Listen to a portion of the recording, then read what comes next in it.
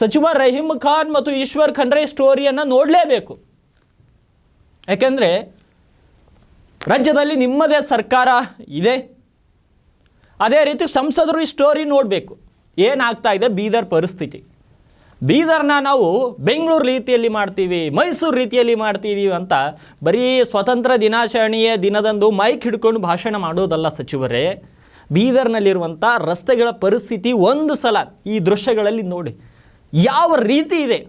ಪಾಪ ಸವಾರರು ಎಷ್ಟೊಂದು ಪರದಾಟವನ್ನು ನಡೆಸ್ತಾ ಇದ್ದಾರೆ. ಆಟೋಗಳು, ಬೈಕ್ಗಳು, ಬಸ್ಗಳು ಹೆಂಗೆ ಹೋಗ್ತಾ ಇದ್ದಾವೆ ಆ ದಾರಿಯಲ್ಲಿ ಅಂತ.